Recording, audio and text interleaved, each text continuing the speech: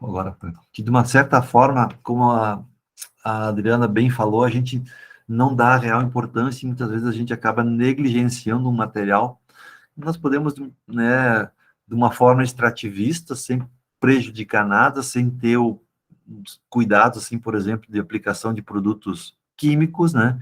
Porque de uma forma extrativista, as plantas conseguem produzir e se manter num sistema, num ciclo, né, no qual tanto doenças quanto pragas não chegam a ser um problema. O problema vai se tornar quando a gente começar a isolar essas culturas, né, isolarmos a jabuticaba em uma forma de um pomar, que já existem pomares estabelecidos de jabuticaba, né, como é que vocês podem ver lá no material que eu deixei para vocês.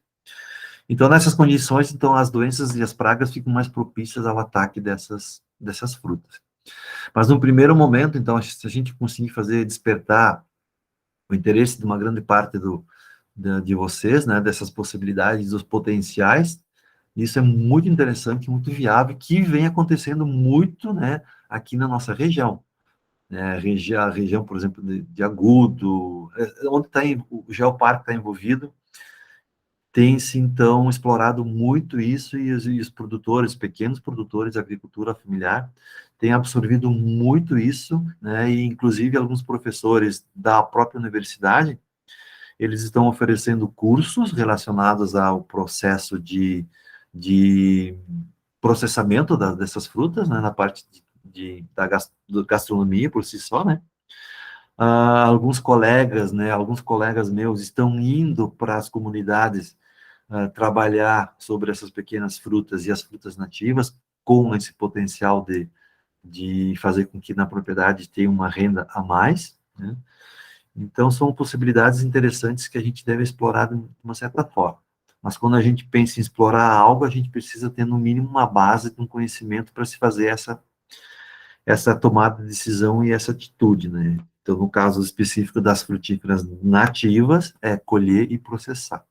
Ou colher, despolpar, congelar e comercializar com algumas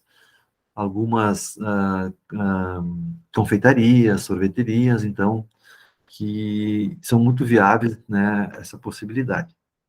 Eu tenho observado, né, sempre que eu vou numa padaria, né, numa confeitaria, eu questiono eles se eles utilizam essas frutas nativas, né, com a possibilidade de algum tipo de doce, ou, ou geleia, aquelas camadas que fazem entre os bolos, né, geleia mais ou menos.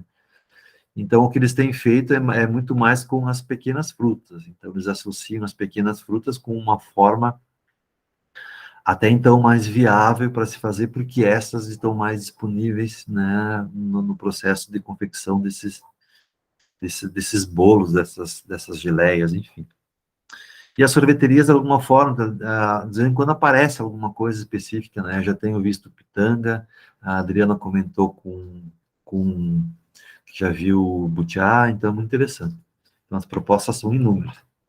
Bueno, então vou falar rapidamente, cadê aqui o nosso gobijuzeiro?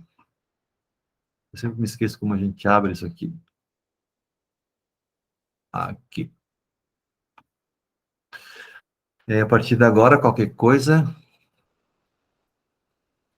eu não vejo mais ninguém. Eu não quero me prolongar muito também, tá, gente? Então, porque esse material todo vocês já têm lá, e vocês fiquem bem à vontade em perguntar lá no momento que vocês tiverem alguma dúvida, quando vocês forem ler. Estão conseguindo ver alguma coisa aí?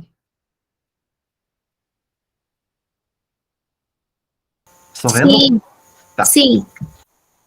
Alguém de vocês já conhecia o Guabiju? Tenho dois Ou pés. não? Conheciam? Eu tenho 2 pés aqui de guabiju em casa, professor. Produzindo? Já tá com flor já. Chegasse a cheirar as flores? Não. Então, Ô, professor. eu quero que você cheire as flores, depois, em outra aula, você me diga o que você sentiu. Apesar que eu vou comentar agora, né? Ô, Então, professor. oi, diga. Quando eu era pequena, muito guabiju comi no mato. Muito cheirosa, muito gostosa, bem azul, bolão bem. Muito gostosa. Ele é considerado mirtilo brasileiro, né? Mas agora não tem mais mato, né, professor? Não tem mais mato, não tem quase mais mudas, então é um pouco difícil de se encontrar essa fruta. Mas vamos lá, então. Vou apresentar para vocês a planta, né? Então, é uma planta que tem um porte muito interessante. Ela pode atingir até uns 25 metros de altura. Existem estimativas que ela consegue viver até por mais de 50 anos, né? O período que ela entra em produção, existe uma controvérsia entre as literaturas. Uns comentam entre 4 a 8 anos, podendo chegar até 10 anos para começar a entrar em produção. Eu tenho um material em vaso, né, que deve estar com 5 anos, mais ou menos, já aquele material, e ainda não entrou em fase reprodutiva. Então, uma das características do guabijuzeiro é que é fácil identificar, é que deixa eu ver aqui o negócio. Como é que a gente faz? Aqui. Aqui na folha, ela tem uma pungência, então, em forma de uma agulha, a gente chega na planta e a gente consegue identificar que é o guabiju por causa dessa condição aqui, dessa característica morfológica da folha. Quando novas, então, elas apresentam uma coloração mais avermelhada, mais macias, né? E quando elas são folhas mais velhas, elas ficam tenras, que elas podem até quebrar quando a gente for dobrar elas. Né? A floração, né? No caso, a antésia, é uma peculiaridade que tem o guabijuzeiro, né? Em torno de 75% da antésia, ou seja, a abertura das flores, ocorrem à noite, e um horário mais específico, né? Entre 22 até a meia-noite. E os outros 25%, aproximadamente, né, gente, entre as 5 horas da manhã e se estende até umas 6h30, 7 horas da manhã. Se a gente for durante o dia, a gente vai ver que elas, então, estão abertas, mas elas têm uma característica de abertura no período da noite. 2 dias, 3 dias, mais ou menos, após essa antese, ocorre, então, a senescência dessas flores, os estames caem e permanece somente, então, o cálice e o estilete, que é esse aqui, que é a parte feminina, que foi fecundada. Então, se vocês observarem, né, a maioria das mirtáceas, ou a totalidade das mirtáceas, é composta por uma parte feminina, que é o estilete, né, e a parte masculina, que é composta por um grande número de anteras que contêm o pólen. Tá? Aí que vem a grande diferença, né, com relação às demais frutíferas, principalmente as mirtáceas, né? Quem poliniza, os maiores polinizadores da flor do guabiju são as moscas, ou seja, a família dos Sylphidae, né, que são moscas, muitas vezes são as moscas, as varejeiras, né, as moscas domésticas, aquelas mosquinhas de vinagre, alguns coleópteros, né, mas 50% dos que fazem a polinização é as moscas, né. E por que elas fazem isso? Porque a flor, de uma certa forma, ela tem um odor que eu o considero fétido, né. E essa semana a gente foi dar uma circulada com os alunos do curso para verificar a floração, e eles definiram vários odores, né? Alguns com cheiro de baunilha, uns com cheiro mais de talco de vovó, uma até definiu, né? Eu a caracterizo com um cheiro bastante forte, um cheiro fétido, por isso que as moscas são bastante atraídas, tá? Depois da polinização, então, ocorre a formação do fruto. O fruto tem essa película, uma peculiaridade que tem uma penugem, então ele parece que dá um certo frescor nele, né? E dentro de uma mesma planta, né, o tamanho dos frutos difere muito. Então, existe uma mensuração que chega de 1,5 cm a 2 centímetros, não é 20. E uma coisa que me chamou a atenção, né, que eu tenho buscado entender aonde que ocorre, então, a frutificação, ou seja, onde que ocorre a formação das gemas floríferas e, consequentemente, então, os frutos. Porque isso relaciona muito com a poda. Quando a gente for pensar em produzir, montar um pomar com essas espécies, a gente tem que levar em consideração o porte, a gente precisa baixar o porte. Então, se a gente consegue manter um porte baixo, a gente consegue fazer uma coleta dos frutos muito mais fácil, e algumas outras técnicas de manejo que precisariam ser realizadas, como, por exemplo, o raleio, né? Provavelmente vocês já devem ter ouvido falar na prática do raleio, em algum momento, com as outras disciplinas, né? Uma técnica extremamente importante, no qual a gente diminui o número de flores ou de frutos numa planta, e esses frutos que restam após o raleio vão receber uma maior quantidade de energia, de fotoassimilados, que aqueles frutos que foram retirados iriam receber. Então, é uma técnica muito importante do raleio. E eu observo por aqui, tenho observado por aqui, que em ramos mais novos, em ramos de 1 ano, ou ramos da brotação deste ano, imita, então, os botões florais. Mas em ramos, aqui, ó, em ramos que tem 1 ano, ou seja, que foi produzido no ano passado, próximos às axilas das folhas e no meio dos entrenós, ó, ocorre, então, a formação. Eu estou chamando isso de um pedúnculo, ó, e nesse pedúnculo é uma brotação nova e faz, então, emite a floração e a frutificação. Então, a tendência é de que o guabiju, ele produz em ramos de ano e ramos de 1 ano. Então, isso é interessante, são coisas que eu tenho observado para pensando no futuro de como manter essas plantas mais baixas para poder, então, fazer esses processos de manejo da planta. A polpa, então, ela é extremamente, quase 70% dela é constituída por água, então é uma coloração amarelada, né? Pode apresentar de 1 a 2 sementes no seu interior, e tem um sabor extremamente adocicado. Então, tem um equilíbrio muito interessante com relação à acidez e à doçura. Tá? Então, isso aqui foi um registro que eu fiz lá na região de Nova Prata, né? Próximo na casa da minha mãe, eu vi um casal, né, que estacionaram a caminhonete, e na vizinha tem um pé de guabiju que ela queria cortar. Eu fiz de tudo para que ela não cortasse, né? Na próxima slide eu vou explicar por que ela quer cortar. E ela acabou, então, não cortando, e esse casal chegou e começou a comer essas frutas, e eu fui lá indagar eles, né, porque se eles conheciam ou não. Aí eles se lembram da fruta, eles relataram que se lembravam da fruta da época da adolescente, na cidade na qual eles moravam não existia mais. E eles reconheceram a planta, então pararam e começaram a comer. Foi bem interessante a conversa que eu tive com eles. Pessoas mais idosas.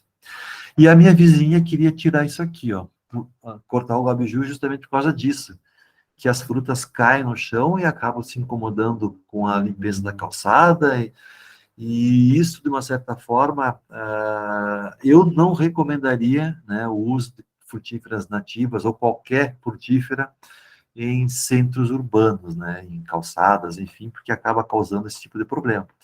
E isso, consequentemente, acaba sendo uma fonte de inóculo de pragas e doenças que pode se estender para outros pomares.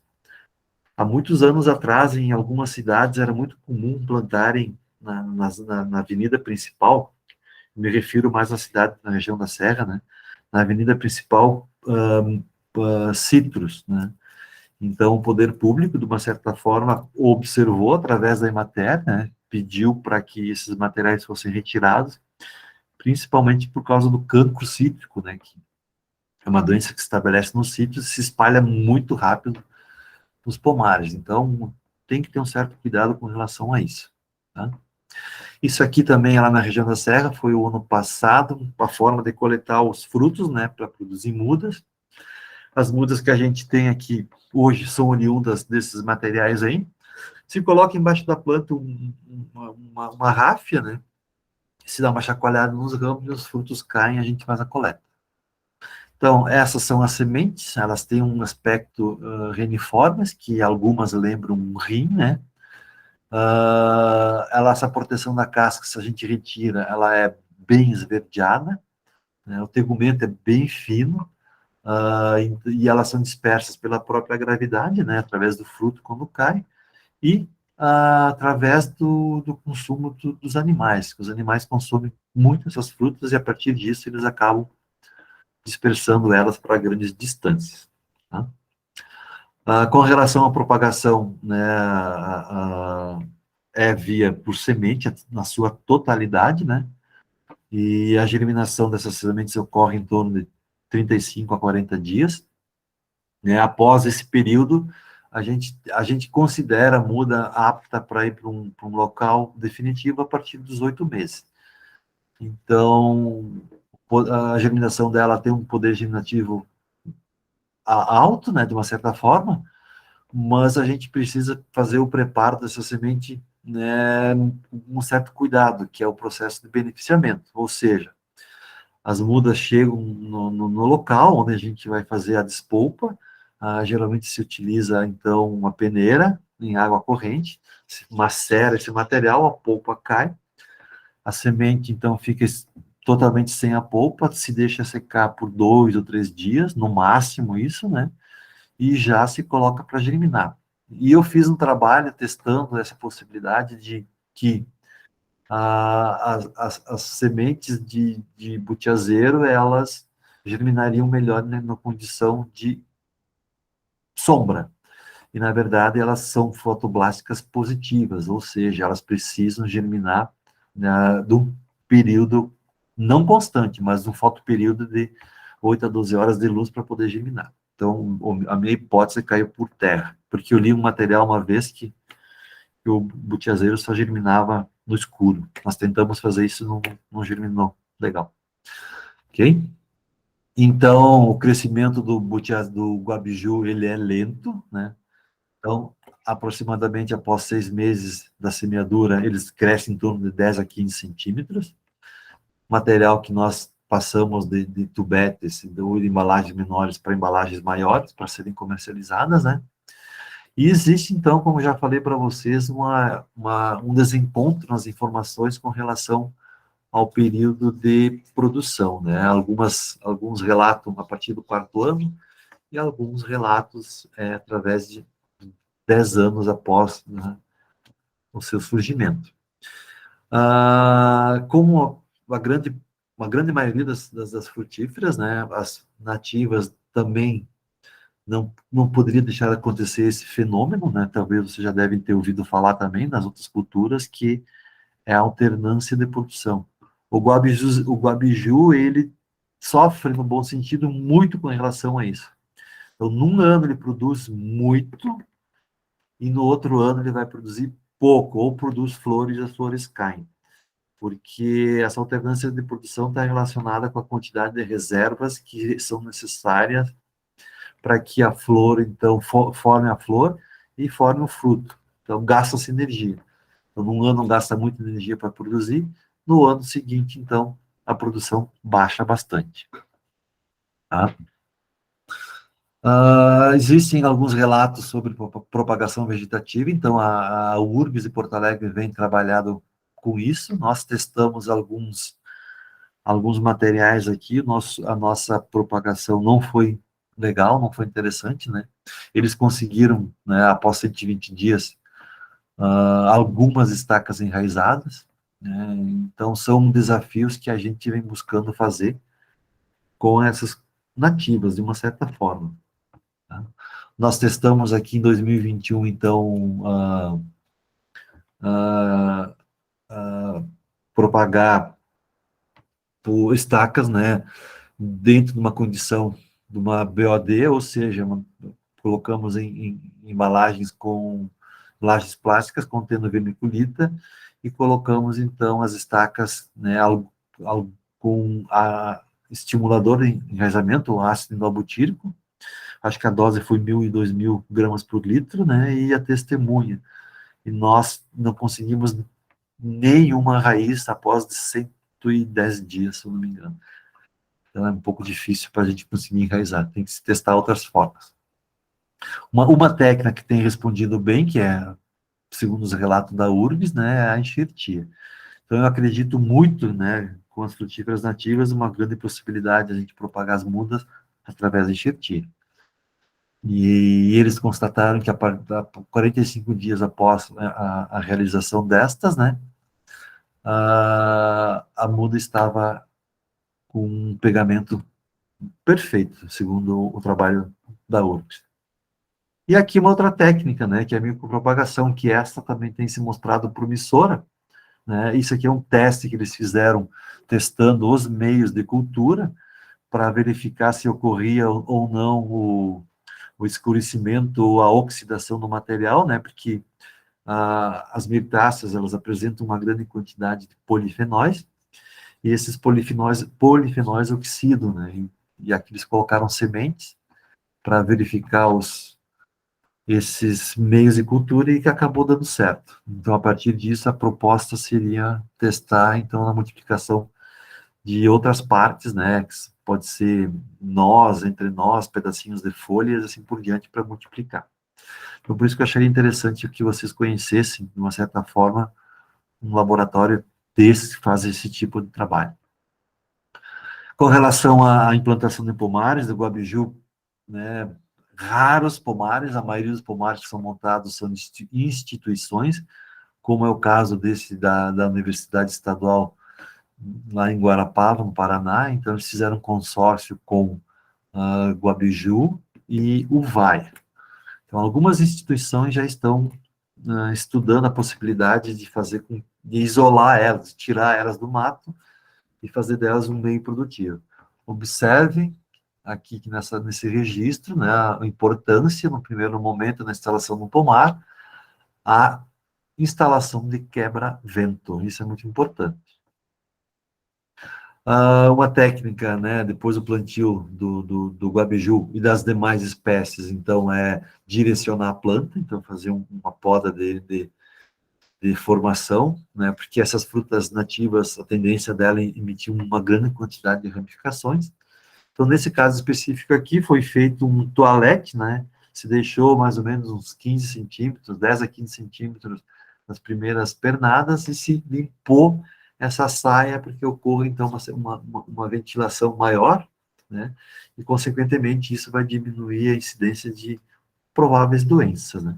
Porque quanto mais próximo ao solo a folhagem ficar, mais propensa ela fica para o ataque de doenças fúngicas, principalmente, né. E a tendência também dessas frutas é emitir um grande número de ramificações do próprio caule. Então, é muito comum isso na jabuticabeira, né, várias ramificações num único caule só. Então, quando a gente pensa em instalar várias plantas no sistema de instalação no pomar, a gente tem que ter esse cuidado na poda de formação, tá? Existem uma praga bastante específica no Guabiju, né, que é uma praga muito comum nos citros, que é um baita de um problema lá nos citros, né. A gente vai ver, acho que citros, vocês vão ver comigo, até se eu não me engano, estou bem perdido nas culturas que a gente vai ver, acho que citros é o semestre que vem, que é o psilídeo, né. Então, ele lembra muito uma cigarrinha, ele tem um aparelho bucal sugador, ele suga a seiva, e se uma planta estiver contaminada com uma virose, uma bacteriose, esse psilídeo, então, vai transmitir para as plantas, né. No momento que eles ficam sugando, eles vão eliminando substâncias açucaradas, e aí, então, entra as formigas, e na sequência já entra uma falsa doença, que é a fumagina, tá? Então, isso aqui, provavelmente, alguns de vocês já devem ter visto, né? Aqui acho que aparece melhor. Ó, isso aqui é uma característica do psilídeo, né? Então, ele faz a sua oposição, forma essas teias, esses hemerados aqui, né? E acaba fazendo um encarquilhamento das folhas. Geralmente, ele dá preferência para as folhas mais novas, né? E isso, então, diminui a capacidade de fotossintética, e a planta, se for uma muda, por exemplo, pode causar muitos problemas no seu desenvolvimento, tá? Não existe controle nem informações sobre o Psilidium pro Guabiju, né? Então, lá nos sítios já é outra história. A gente nunca pode utilizar, não se recomenda a utilização de um produto químico específico, uma cultura, utilizar para outra, né? Então, não existe nada recomendado o caso específico do abiju. E tem uma doença que ocorre muito, que é muito comum nas frutíferas nativas, de uma forma geral, principalmente com as mirtáceas, que é a ferrugem. Tá? Então, a ferrugem a gente vai dar uma ênfase um pouquinho maior lá na, na jabuticaba, que vai vir na sequência. Alguma pergunta, gente?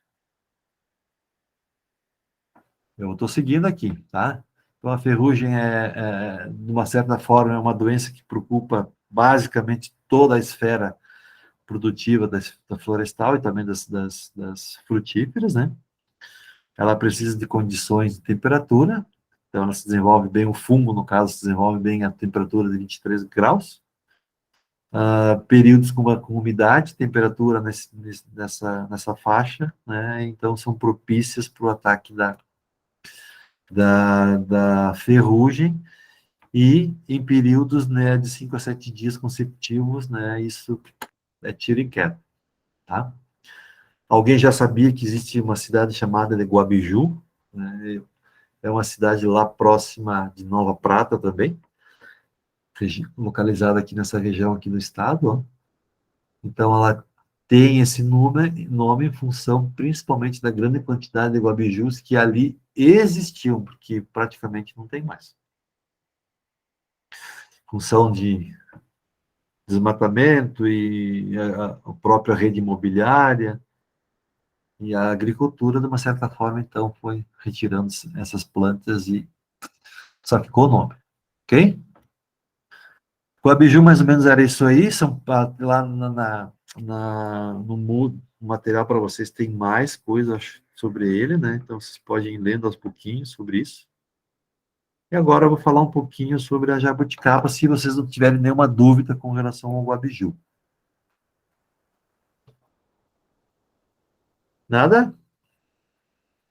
Acabou minha água aqui. Vocês estão aí, gente? Eu não estou vendo ninguém. Estamos. Oi. Então tá. Eu vou seguir aqui. Minha jabuticabeira aí. Então a jabuticaba também, eu vou tentar fazer de uma forma uma sucinta, né? Para não ficar tão repetitivo. E depois vocês deem uma olhadinha no material que já está lá disponível para vocês. É uma cultura muito interessante também, né? Ela se diferencia das demais, porque ela produz no caule, né? Tem alguns, eu nunca vi, mas em alguns casos ela já produz um sistema radicular, quando esse está exposto. Em algumas regiões do país, ela é extremamente importante, né, para os municípios, em função da comercialização, tanto da forma in natura como da forma processada. Em algumas cidades, né, existe até uma festa relacionada a jabuticaba. Então, ela é interessante, ela se desenvolve praticamente em várias regiões do Brasil, né, São Paulo até o Rio Grande do Sul. Ela se desenvolve extremamente bem, com as características regionais relacionadas às condições climáticas e edáficas das regiões. Então, com relação aos aspectos econômicos, como já comentei, ela tem um potencial muito grande em função de várias possibilidades que ela pode proporcionar aos produtores ou aos agricultores ou às famílias, né? Então, como por exemplo, eu trago aqui o vinho de jabuticaba, que na verdade seria um fermentado, né? Então, o vinho vem de viníferas e o vinho de jabuticaba seria um fermentado de jabuticaba. Mas eles utilizam esse nome para dar um destaque maior. Então, nesse caso específico aqui, lá em Alagoas, percebam que lá no estado de Alagoas, tem o circuito da jabuticaba, no qual o município explora muito essa fruta num dia voltado para ela, no caso, né?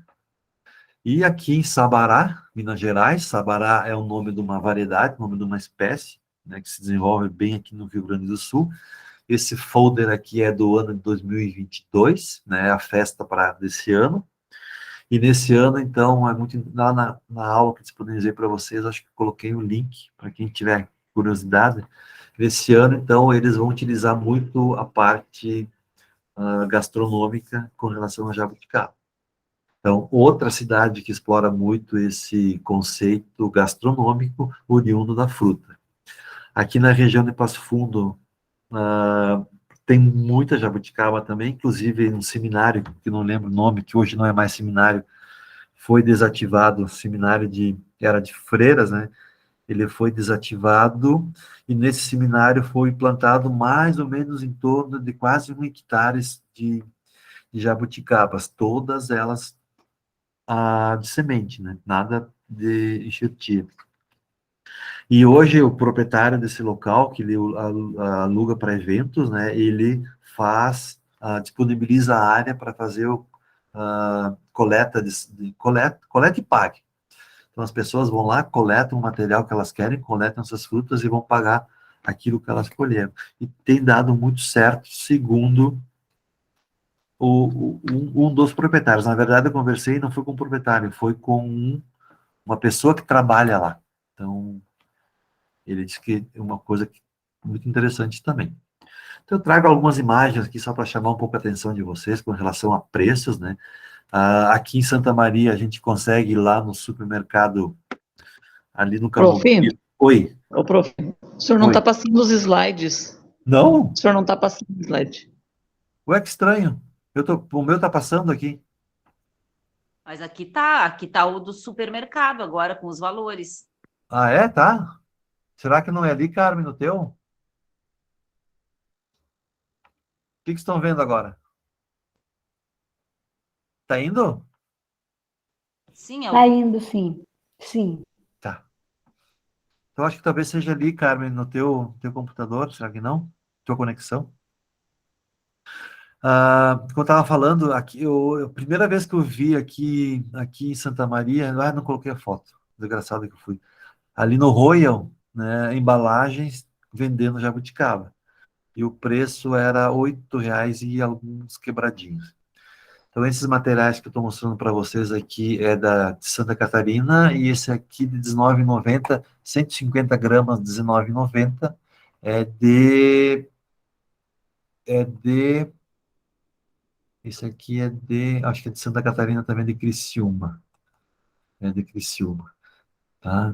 Que também lá é uma região próxima do litoral que eles produzem, tem uma certa, tem uma área que tem bastante plantas e eles acabam comercializando. Mas o que chama atenção é o preço, né? 150 gramas, quase R$ 20. Essas aqui aqui tá, 100 gramas, R$ 10.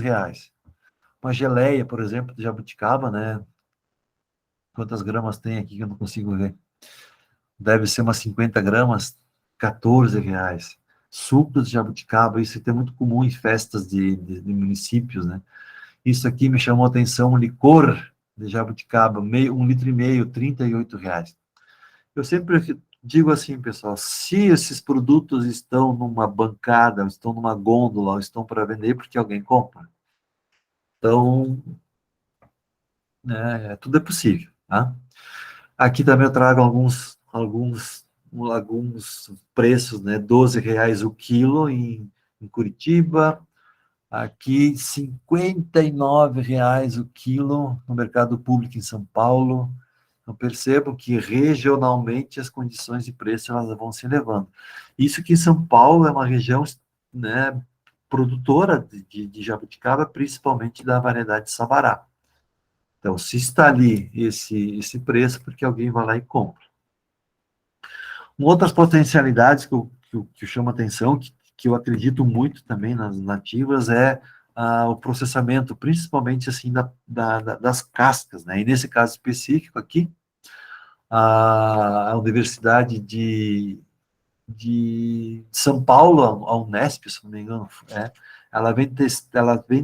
tem testado a casca da jabuticabeira, né? E esses testes, um desses testes ela colocou na mistura de hambúrgueres, né, para potencializar, então, a parte nutricional. E esses hambúrgueres, então, eles foram fornecidos para os consumidores, né, que é feito uma degustação para ver se eles conseguem identificar a interferência com relação ao sabor, né? E esses consumidores acabaram, então, não perceberam, então, a presença da farinha da jabuticaba nos hambúrgueres, né? Então, de uma certa forma, se aumenta o poder nutricional sem alterar o gosto de um determinado alimento. Apesar que nós, né, eu com essa curiosidade, eu tenho muito essa curiosidade com essa jabuticaba e com a guabiroba também, a utilização delas como forma de farinha. Então, a gente fez aqui, a grosso modo, né, nós pegamos o jabuticaba ali no Lempa, despolpamos e lavamos bem as cascas, né, e colocamos duas formas. Uma, secamos em ambiente natural, uma temperatura constante de 20 a 25 graus, temperatura de laboratório, por 5 dias, mais ou menos, né? E colocamos em estufa em torno de uns 10 dias, né?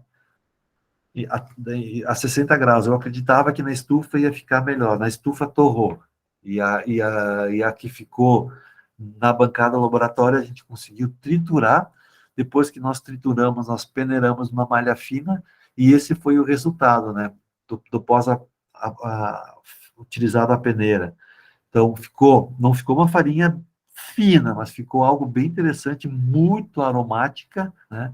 E agora a gente vai tentar colocar, até sugerir para a professora Magda, né, fazer um bolo, mas como ela não está tendo tempo, a bolsista vai fazer um bolo, e a ideia é acrescentar, então, um pouco dessa farinha para dar uma coloração no bolo, para ver se o gosto fica impregnado no bolo.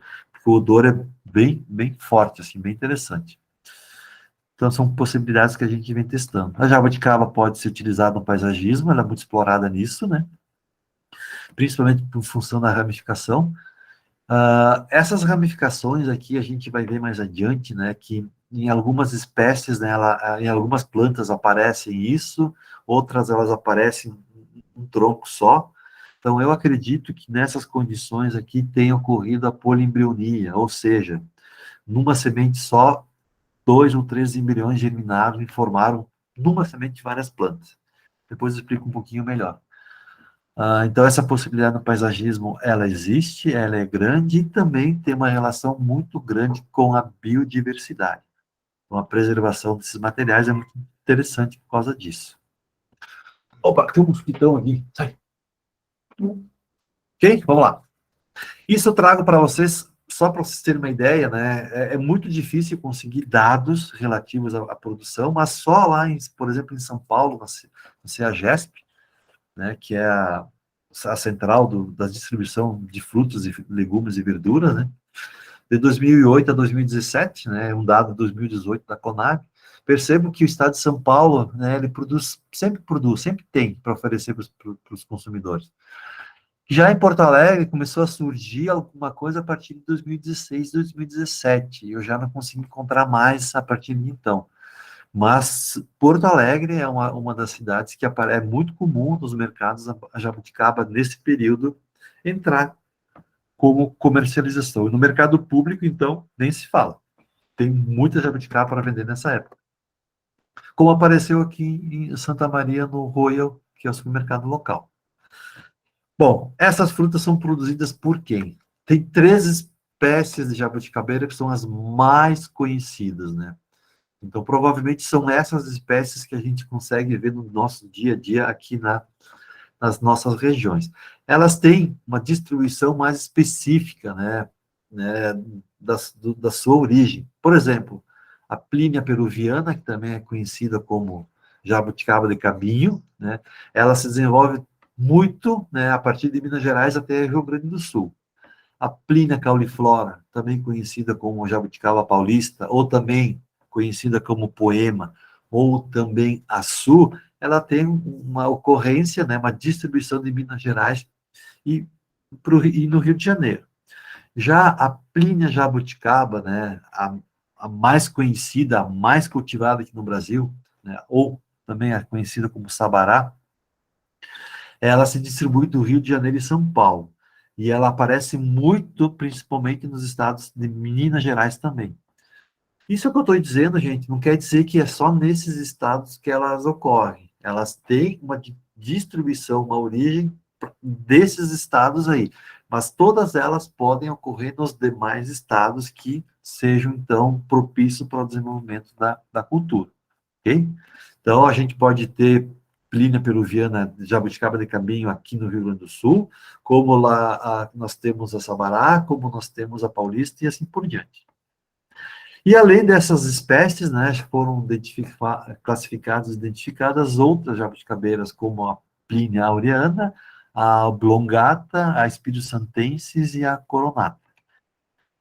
Na aula que está disponível para vocês, tem toda a descrição morfológica de cada uma destas espécies aí, tá?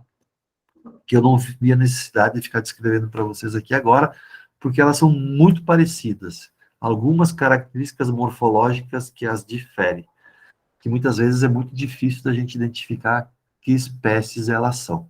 Então, por exemplo, uma jabuticabeira, ela pode ter várias bifurcações, né? E ela pode ter, então, um único tronco principal. Isso ocorre muito no ambiente natural, tá? E existem algumas que se desenvolvem a pleno sol, que elas acabam formando uma copa. Então, essa copa, de uma certa forma, é uma proteção da própria planta por si só, para, talvez, né, em função de criar um microclima ali para a planta se desenvolver melhor, não sei. Muitos estudos precisam ser realizados ainda com relação à própria jabuticabeira. Isso aqui, no caso, tronco, né, é aonde se produz a maior quantidade de frutos, né, em alguns casos, né, quando o sistema radicular fica exposto, né, ela também pode produzir, né, as gemas reprodutivas ocorrem nessas estruturas do sistema radicular também. Tá? Aqui eu trago para vocês algumas possibilidades a gente tentar identificar, né, então a gente precisaria estar com o olho extremamente voltado, né, para as folhas e, em alguns casos, para a produção de frutos, né? Então, as de ocorrência maior aqui, por exemplo, aqui no Rio Grande do Sul, nós temos a Sabará. Então, a Sabará é a que apresenta as menores folhas, né? A de Cabinho fica intermediária entre a Paulista, né? E a Sabará. Entre a Paulista e a Sabará, nós teríamos, então, a de Cabinho. Seria uma das possibilidades que a gente teria para identificar as plantas que a gente encontra por aí. Mas, geralmente, a Sabará é a mais fácil de todas, porque elas apresentam as menores folhas entre as demais. Mas, para isso, a gente precisaria conhecer algumas outras plantas também, para definir que esta, então, seria a Sabará. Então, aqui eu trago um outro exemplo, né? E dentre esse exemplo, estou mostrando para vocês aqui a híbrida, tá? Então, essa aqui, essa denominação de híbrida, ninguém sabe o porquê que foi dada, né? Mas é uma espécie que é muito interessante, porque ela produz a partir do 5º ano, quando é produzida por semente. Então, eu multipliquei alguns materiais aí, eu tenho muito interesse nesse tipo de material, que esse tipo de material é uma proposta interessante para o produtor, né? Porque ele pode, de uma certa forma, produzir, então, a muda por semente, e a partir do 4º, 5º ano, essa muda já vai estar produzindo. Então, essa ocorre também aqui na região de Santa Maria, e se nós compararmos com a Paulista e a Sabará, que são comuns aqui também, a híbrida apresenta uma folha maior, e a Sabará uma folha menor, ok? Então, nós temos essas possibilidades de identificar. As flores, né? Então, elas têm esse hábito cauliflora, se desenvolvem no caule e em ramificações velhas. Então, a jabuticaba não dá em ramificação nova. Então, se a gente pensa nisso, né? Pensando nisso, se a gente for fazer poda para estimular brotações novas, nessas brotações novas ela não vai produzir. Ela sempre vai produzir em ramos mais velhos e em ramos mais duros, né? Os agentes polinizadores é a Apis mellifera, eu acho que eu disponibilizei para vocês um vídeo bem curtinho que mostra essa polinização, a grande quantidade de abelhas que ocorre aí. Então é interessante até para uma propriedade que tem a produção de mel com relação a isso, né? Então apresenta um ápice, um órgão feminino e vários órgãos masculinos e ocorre a polinização. Esse é um detalhe muito interessante, né, que isso foi explicado na tese de doutorado da Girlane Pereira, uma menina lá de Paraná. Então, tenta explicar um pouco, né, tenta elucidar um pouco a formação dessas estruturas reprodutivas na qual surgem as flores e os frutos. Então, esse sistema, essa condição de caule e flora que produz no caule, é devido a gemas reprodutivas se desenvolverem nessa condição aqui, nessas estruturas aqui. Elas, num determinado período, como mostra aqui o estágio 0, né, a gente não consegue observar a protuberância da iniciação da gema, porque acredita-se que ela está numa fase dormente ainda, ok? Depois, aqui na fase 1, começa a aparecer a protuberância, mas levemente, tá? Numa fase 2, então, ocorre um maior desenvolvimento desta protuberância, e numa fase 3, então, ocorre já o botão floral aparente, então, ele acaba se mostrando. E outro detalhe interessante, gente, que vocês podem observar nas plantas que vocês têm próximas a vocês, é que essas estruturas reprodutivas aqui, elas sempre vão aparecer depois que cair a casca, né? Depois que o ritidoma se desprender da casca. Nesse ritidoma aqui, no ano anterior, foi aqui que produziu. Então, produziu, cai a casca, formam-se as novas estruturas reprodutivas. Aí tem outro detalhe importante que um senhor me perguntou nessa semana passada, né, que ele fez um relato, né, que a jabuticabeira dele, a produção estava toda ela voltada para os ramos mais na parte aérea. Não é os ramos novos, ramos fizeram os ramos mais velhos, né? E não estava produzindo mais no caule. Então, existem alguns relatos, mas não é nada comprovado cientificamente, tá, gente? No momento que a gente subir e machucar as plantas de jabuticaba, né, o tronco, né, com os pés, né, com escadas, ou enfim, que a gente acaba destruindo esses materiais aqui, não produz mais, né? Então, tem que ter certo cuidado com relação a isso. Ao subir na planta, não machucar, não pisotear, porque acaba, então, destruindo essas estruturas reprodutivas. Mas ele queria fazer com que baixasse, então, a produção. Ele me questionou se ele fizesse uma poda drástica, o que iria acontecer. Então, se nós fizermos uma poda drástica na planta, né, na saída do inverno, né, então, o que vai acontecer?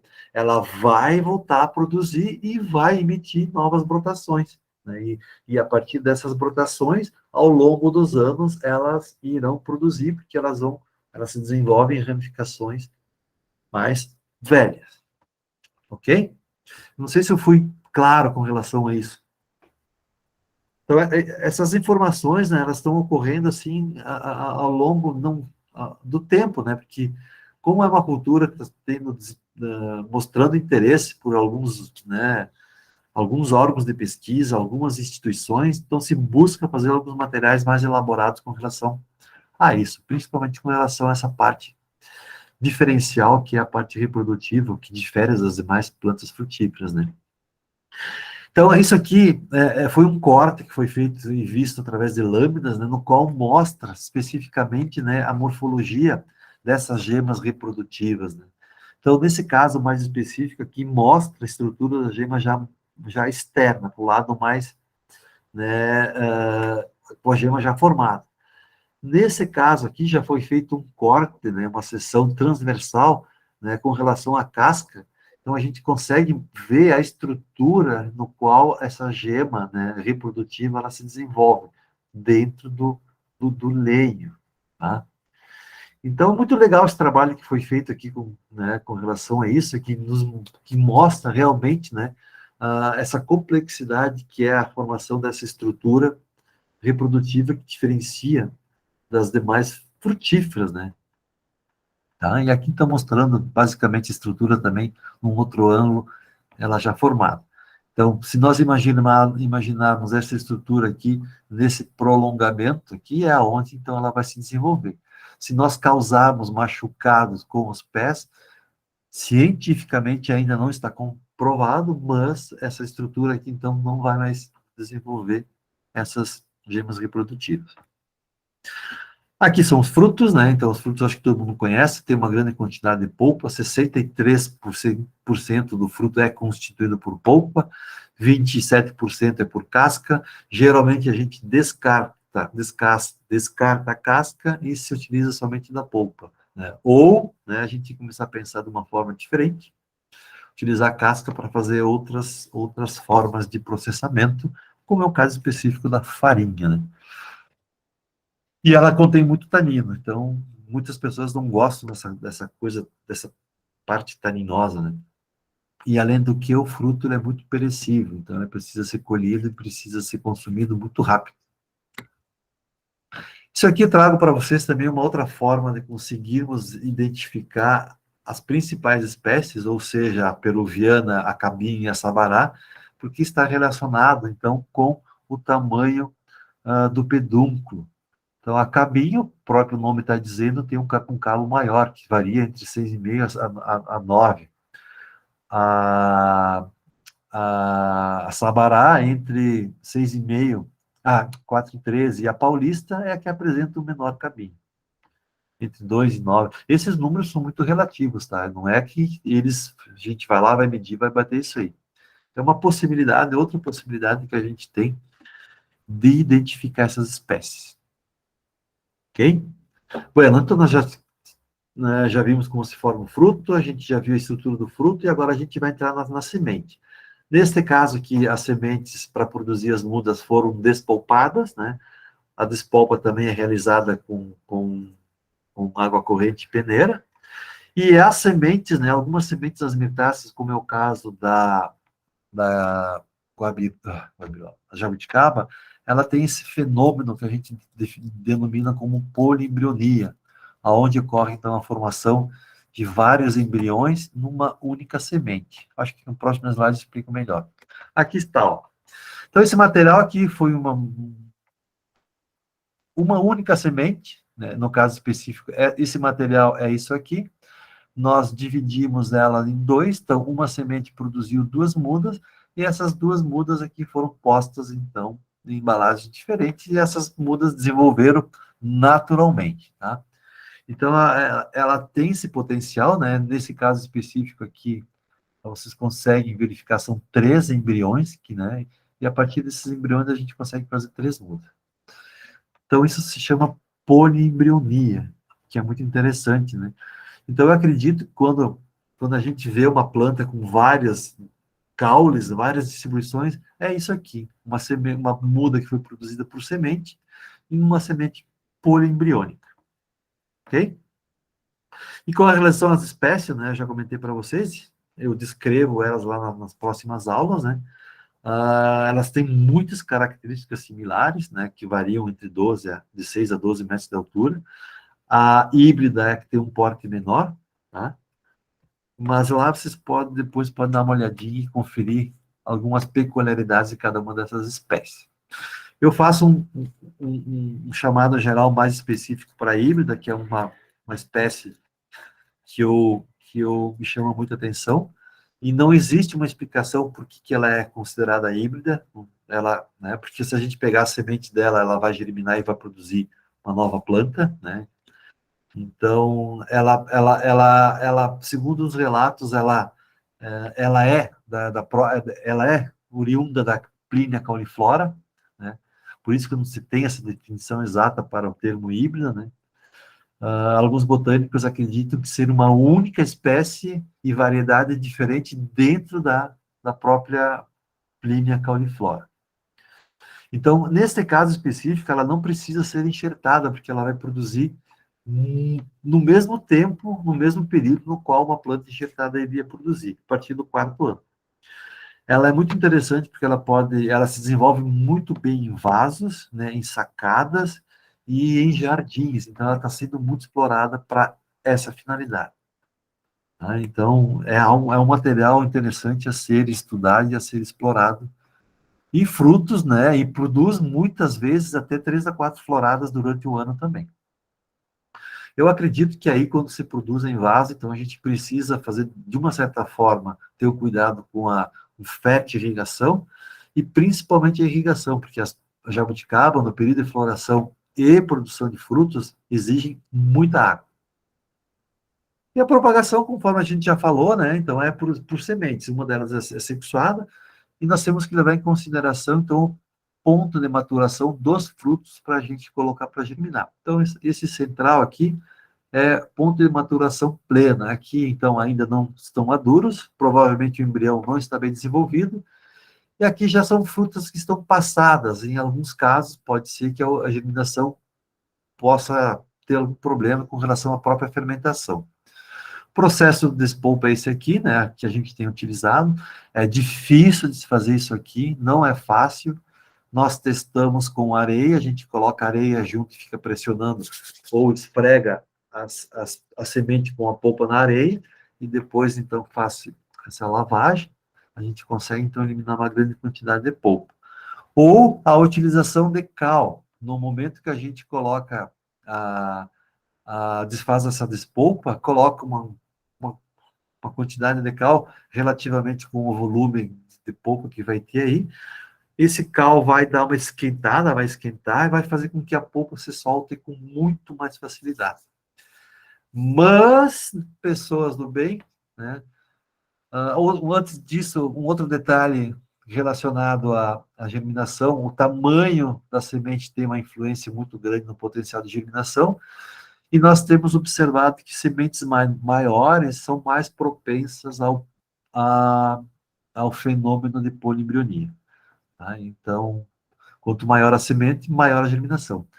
Essas sementes são colocadas para germinar em substrato. No substrato a gente pode utilizar qualquer um, né? Nós utilizamos o vermiculita, que tem dado resultados interessantes, e os nossos trabalhos são desenvolvidos nessas mini estufas que são utilizadas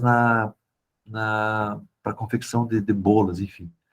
Então, o percentual de germinação é alto, né? Em torno de 30, 40 dias o material já começa a se desenvolver. Pela dificuldade que a gente tem em fazer a retirada da polpa, nós testamos ano passado e esse ano a gente vai testar de novo, sementes despolpadas, sementes sem polpa e o fruto inteiro, tentando simular o que acontece na natureza.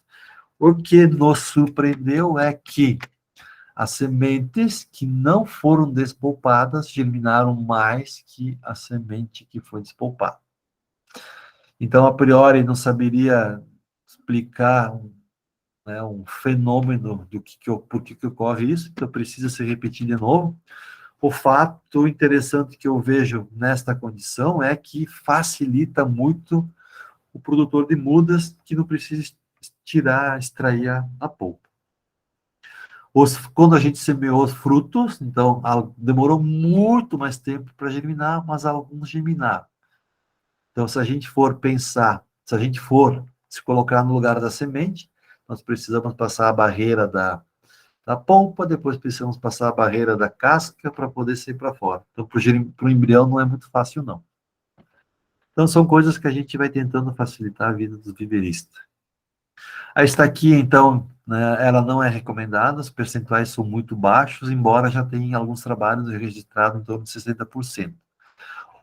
Uma forma, então, de propagar que tem resultados interessantes é a enxertia.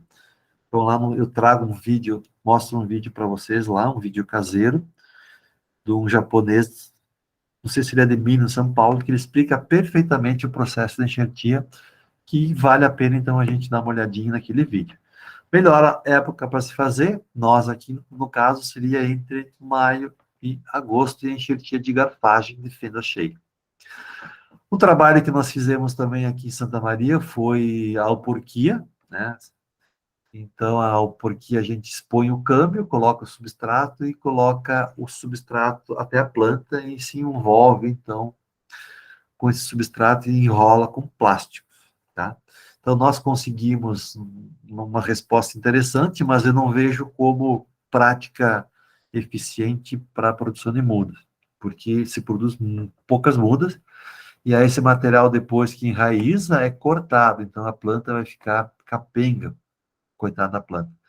Depois que é feito o corte, em torno de 180 dias, né, a gente leva para um vaso em torno de 25 a 30 litros e deixa para um período de 12 meses para essa muda, né, essa nova muda, então se estabelecer. A grande vantagem é que ela já vai produzir a partir do outro ano já, porque é uma ramificação velha, uma ramificação já que estava em produção.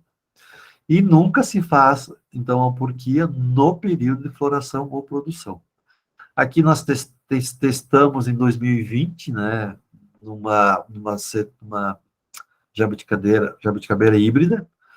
Nós deixamos apenas 100 dias, né, eu acreditava que poderia ter dado certo, e só ocorreu a formação de calo, não chegou a emitir raiz. Então, nós precisamos fazer de novo enxertia. O professor Leopoldo, ele não me deixou esse ano fazer, o ano passado de fazer, então esse ano a gente vai poder reproduzir de novo esse trabalho para tentar produzir algumas mudas. Ok, gente? Alguma pergunta? Alguma pergunta? Eu estou indo muito rápido, senão, hein? Então, aqui lá na aula, então, vocês vão ver que eu trago os resultados com relação à produção de mudas relacionadas às técnicas.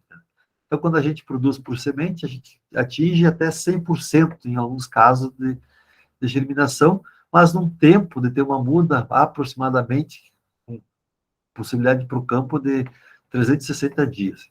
Na garfagem, nós temos um percentual de maior de 70%, levando em consideração que na garfagem a gente vai fazer a utilização de um porta-enxerto também, que aí vem da semente, né? Então, em torno de 150 dias é possível que a gente tenha uma muda apta para ser levada para o campo, dependendo do porte que tiver o nosso porta-enxerto. A estaquia é praticamente zero, né? A alporquia a gente consegue em torno de 100%, porém nós vamos ter uma menor quantidade de mudas.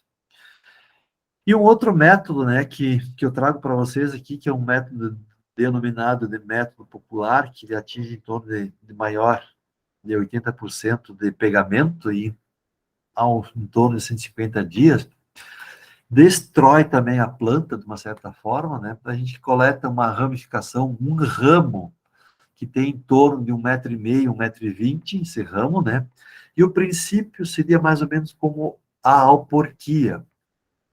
Nós precisamos, então, um vaso ou uma bacia que contenha 20 litros, mais ou menos, de substrato, e nessa região, mais ou menos aqui, onde estou fazendo com o mouse, é feito igual se faz com a alporquia, ou seja, a gente deixa o câmbio, a amostra, né, em torno de uns 30 centímetros, ok? Então, esse diâmetro desse galho tem que ter mais ou menos em torno de 5 centímetros de diâmetro.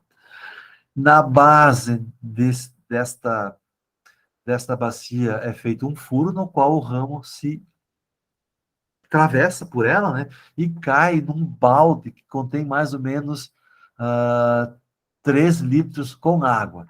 Então, esse suporte no qual fica a bacia com o substrato precisa estar sustentado com alguns pilares. Então, isso aqui foi num curso que eu fiz, uma técnica que uns produtores explicaram que tem dado muito certo.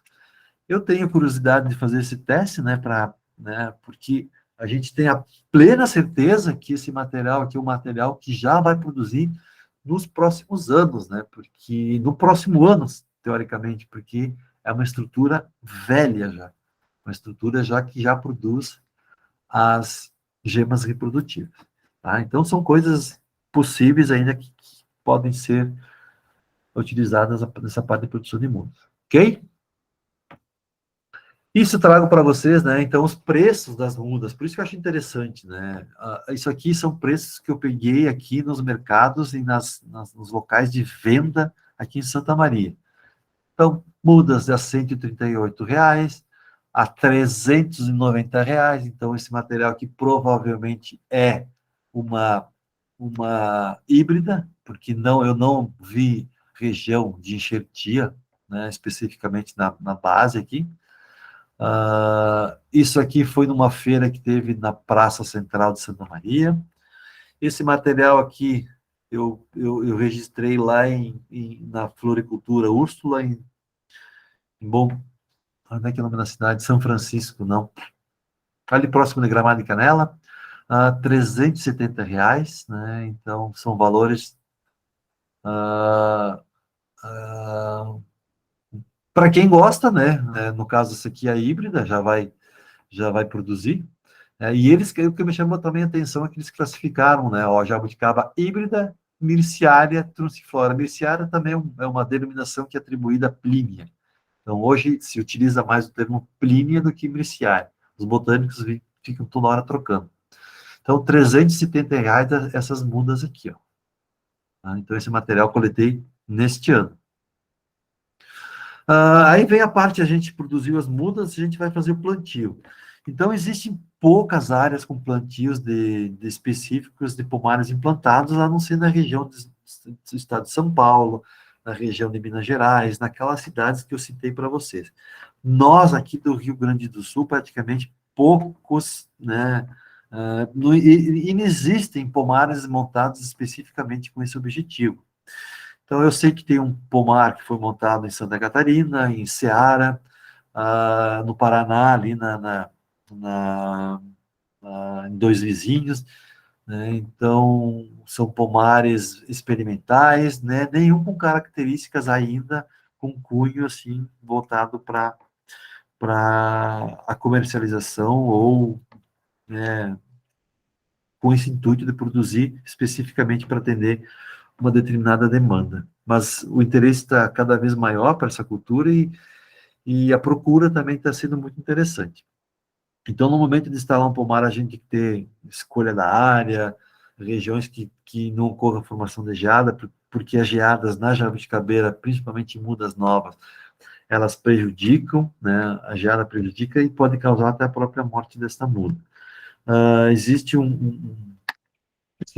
uma como é que posso dizer, que as pessoas acabam colocando, mais especificamente na jabuticaba, né, nas mictáceas, de uma forma geral, cobrem elas com palhada. Isso não é aconselhado fazer em regiões que ocorrem formação de geadas intensas, porque essa condição aqui vai fazer com que ocorra uma maior umidade, né, e, consequentemente, então, a formação da geada causando a morte da planta. Isso aqui foi feito em 2020, lá em Pato Branco, né, numa área com jabuticaba, previsão da formação de geada, e eles acabaram, então, copiando, né, dos vinhedos da França e da Itália, colocando, então, dentro do pomar, que é da Universidade Tecnológica de Paraná, fogo para fazer, então, essa fumaça para que não ocorresse a formação da geada. Segundo o Américo, deu certo.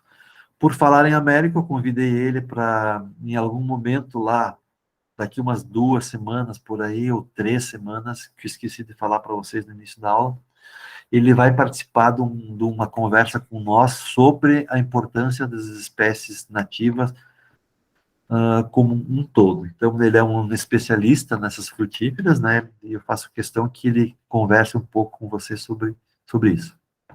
Tá? Então, o plantio, de uma certa forma, então isso aqui, esse material é mais voltado lá para o estado do Paraná, no qual alguns plantios estão sendo realizados, né? Então, sempre que a gente for implementar um pomar, evitar declividades muito intensas, né? Se tiver declividades maior que 20%, então se preocupar com métodos de conservação do solo, sempre com cobertura vegetal também, utilizar camaleões se for necessário, né?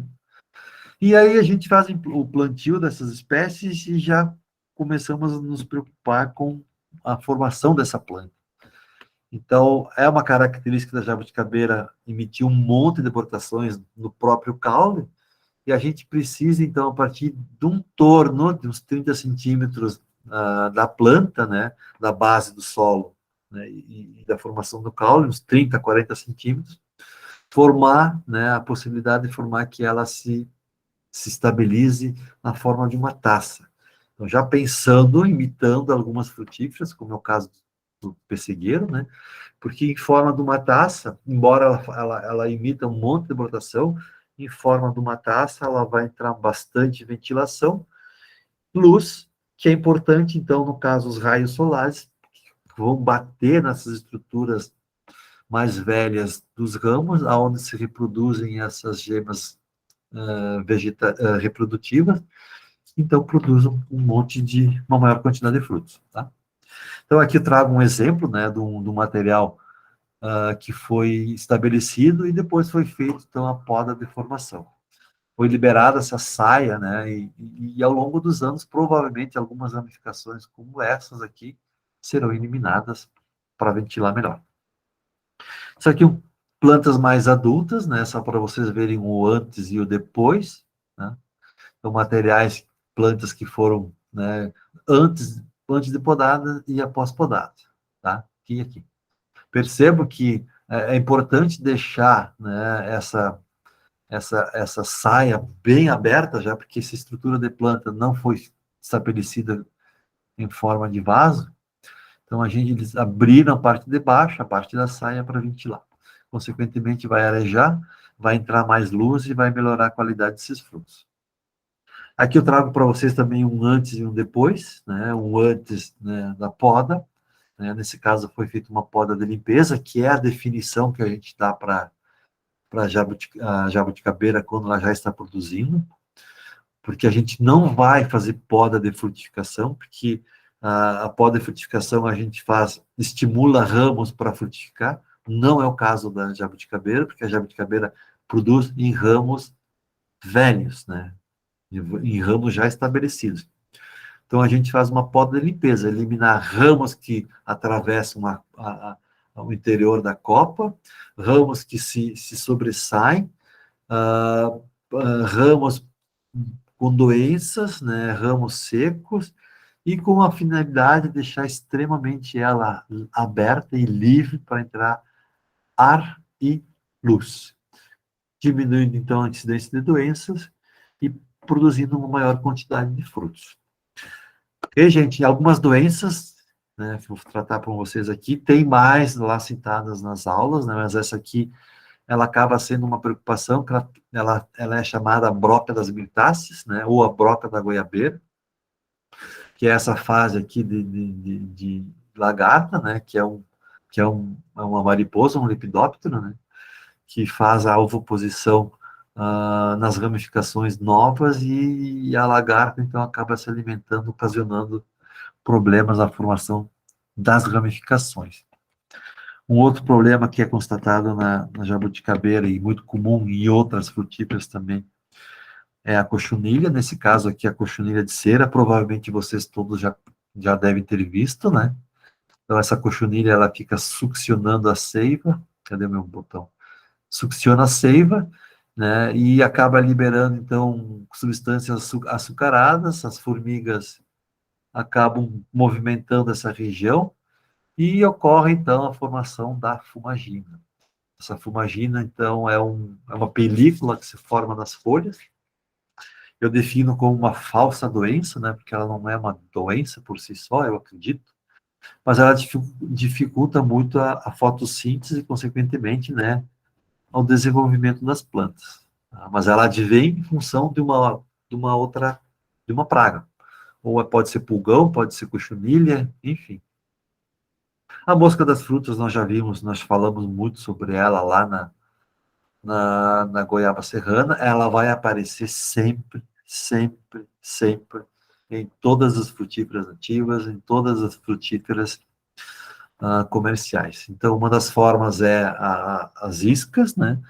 As armadilhas, e o ceratrape tem sido uma boa opção para a mosca das frutas, que no caso nós temos a Nastrefa fraterculus, né, e a Ceratites capitata. Um outro problema que nós temos, né, aqui com a jabuticaba é uma abelha, é a arapuã, que ela é extremamente importante na polinização, mas ela causa danos irreversíveis nos frutos, né? Isso aqui acaba sendo uma porta de entrada para doenças, principalmente a ferrugem. Então, né, é um problema que se tem e não se sabe como resolver. A gente não vai passar inseticida para matar as abelhas, né? Enfim, são problemas.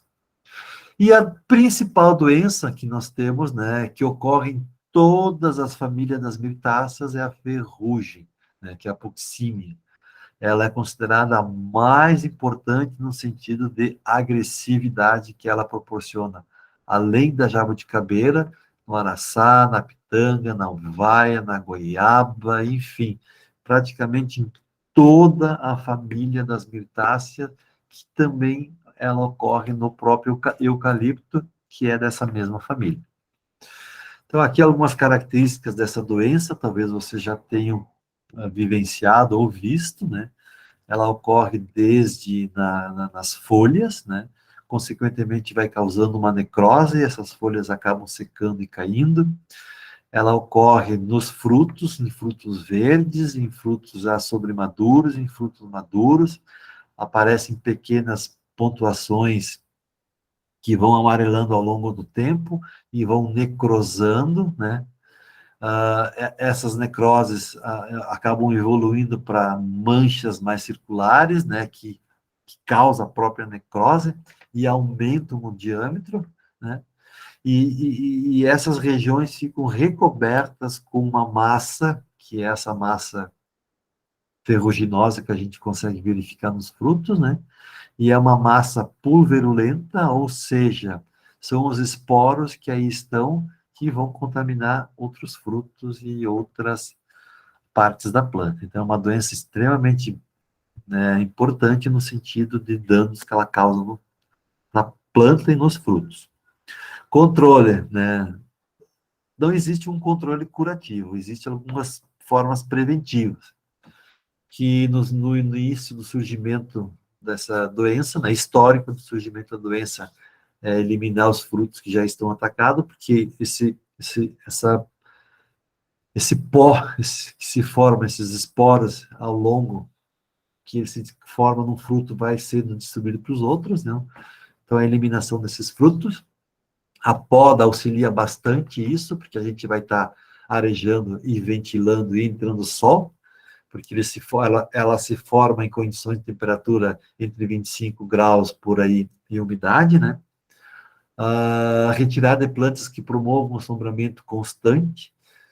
Então, no momento que nós tivermos essas plantas isoladas, talvez a gente consiga, de uma certa forma, controlar melhor essa doença. No momento que tem algumas plantas que assombreiam, nós precisamos ter um cuidado um pouco maior. Roçadas periódicas do pomar auxilia a eliminação desses esporos, arejar o pomar. Uma forma, quando a gente for pensar em instalar um pomar, então, é estudar bem o espaçamento que a gente for utilizar e estudar também o tamanho dessas plantas que a gente for querer que elas produzam, né? Porque quanto maior a planta, maior a estrutura, maior espaço ela vai utilizar, menor quantidade talvez, de arejamento essa planta vai ter. Então, são todos alguns cuidados que a gente precisa ter na tomada de decisão na implantação do pomar. Existe a possibilidade de fazer o tratamento de cauda sulfocáustica no período de inverno, como é feito para as demais frutíferas, né? Ou algumas pulverizações preventivas com fungicidas ou caudas cúpricas, porém, não se tem um fungicida específico para jabuticaba. Alguns utilizam produtos de outras frutas para a jabuticaba, mas isso não seria o recomendado. Então, é importante a aplicação da cauda sulfocáustica, né? Então, no momento que a gente detecta o ataque dessas doenças, né? a gente elimina praticamente todos os frutos, né? Porque alguns frutos, nesse processo do ataque dessa doença, eles acabam mumificando, e essa mumificação, se o fruto cair ou permanecer na planta, ele vai se desenvolver na safra seguinte, né? Então é interessante com uma escova macia eliminar esses frutos e com uma escova macia passar no caule, né? E retirar o maior quantidade possível desses frutos aí, tá? Bem, e existe também uma outra doença chamada de podridão do fruto, que ela é sempre, né, a porta da entrada da doença é causada por algumas abelhas, né, por algumas formigas ou qualquer outro tipo de inseto, como vespas, que vão se alimentar das jabuticabas e acabam, então, proporcionando a entrada de doenças, principalmente as fúngicas do gênero Rhizopus, né. Então, esses fungos é muito comum a gente encontrar em frutas que são comercializadas no supermercado. E a jabuticaba é muito específico isso. Então, fungos que já vêm do pomar, e quando enrolados naquelas embalagens plásticas, né, ali, então, as condições ideais para esse fungo se desenvolver. Tá? A colheita, então, constitui a etapa muito importante, né? E é a última etapa na produção de frutas e o pomar. E no caso específico da jabuticaba, né, ela é um pouco diferenciada porque não se colhe com a ação da mão, né? Então tem que ter um certo cuidado com relação a isso, principalmente para não machucar os frutos que aí estão sendo produzidos, porque os frutos, né, na jabuticabeira, muitas vezes na primeira leva de frutos, a gente vai ter frutos verdes e frutos maduros, né? Então, se a gente for escalar a planta, a gente vai acabar machucando e perdendo muito fruto. Então, existe uma possibilidade de colher frutos, né? O estágio de maturação é extremamente importante, porque a jabuticaba, depois de colhida, ela não amadurece mais. Então, ela precisa ser colhida quando o fruto estiver maduro, e nem quando ele estiver sobremaduro. Então, o ponto de colheita seria esse estágio aqui central, né, maduro. A jabuticaba, ela não amadurece mais depois que a gente colhe, porque ela é um fruto não climatérico, ou seja, no momento que a gente colhe, praticamente a respiração desse fruto cessa, para. E das frutas de climatéricos, a respiração desses frutos ocorre. Então, consequentemente, temperaturas elevadas, o fruto vai respirar mais, vai amadurecer e vai melhorar as características, então, organolépticas do fruto. No caso da jabuticaba, isso não acontece. Precisa ser colhida no ponto de maturação. Qual que é o ponto de maturação? Aí o produtor, né, com a sua experiência, ele vai saber o ponto no qual ela precisa ser colhida em relação à própria doçura. Tá? A jabuticaba, ela precisa ser colhida em 3 a 4 repasses, né? A gente não consegue colher ela de uma única vez, justamente por essa diferença de maturação dos frutos. Então, para não machucar as plantas, para não prejudicar as gemas reprodutivas, né? Alguns testes vêm sendo realizados com esses equipamentos de PVC aqui. São nada mais que canos, né, que são interligados um com o outro e com o auxílio de uma escada que não prejudique as ramificações, né, a gente consiga, então, com esse cano aqui, ó, raspando no caule, a gente vai colhendo a jabuticaba e vai enchendo esse material aqui. Depois que encheu, simplesmente passa por um balde. Então, são técnicas que as pessoas vêm estudando para facilitar a própria colheita e não machucar a planta, porque, como eu já falei para você, cientificamente não tem nada comprovado, mas na região onde é machucado, pisado, ela não produz mais. Tá? Então, isso é uma boa alternativa para colher frutos, ou outras frutas também, né? E a conservação pós-colheita, né? Essa é um detalhe que precisa ser muito estudado, né? Então, precisa vários estudos relacionados a isso, com relação à conservação em baixas temperaturas da jabuticaba. A vida de prateleira dela é muito curta, dura 3 a 4 dias, e aí, a partir desse período, ela começa a fermentar. Essas são algumas peculiaridades, né, que desestimulam, muitas vezes, alguns produtores por esse fato, né, pelas frutas terem uma perecibilidade muito rápida. Então, por isso que a gente precisa fazer alguns estudos para que a gente consiga outras possibilidades para processar, por exemplo, né, não se preocupar somente com o fruto in natura. Apesar que o fruto in natura, dependendo do fruto, do poder aquisitivo, né, o retorno financeiro quando in natura é maior do que quando processado. Ok? Então, muita coisa precisa se fazer, além, apesar de que com a jabuticaba tem-se um respaldo bem interessante, né? Que assim que o Américo me liberar, né, a condição do livro que foi escrito, eu vou passar para vocês, né? Então, são 475 páginas sobre essa cultura que poucos nós conhecemos e poucos nós damos a real importância que ela tem numa propriedade, tá? Ai, acho que falei demais. Perguntas? Deixa eu sair daqui, né, que eu tô aqui. Aqui.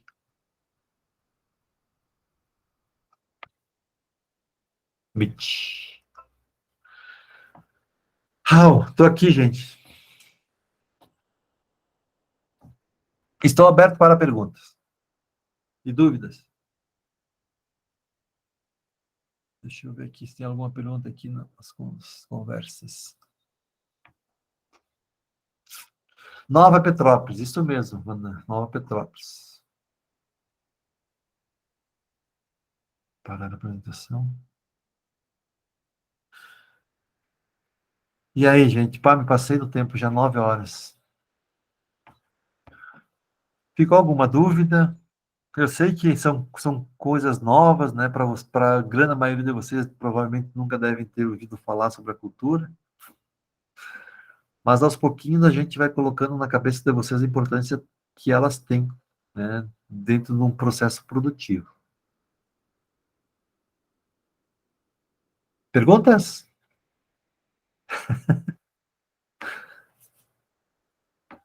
Não? Tudo certo? Tudo certo mesmo? Bom, se vocês não tiverem nenhuma dúvida, deixa eu ver, não tem mais nada aqui para vocês perguntarem. Eu quero trazer em algum momento, o Américo para discutir. Qualquer dúvida que eu tenho com relação à própria cultura, eu sempre falo com ele. Inclusive, eu falei com ele no dia de hoje. E eu fiz o convite e ele se mostrou interessado. Só que ele está indo para a Espanha em busca de recursos para alguns projetos serem desenvolvidos, e então ele precisa que seja antes de novembro.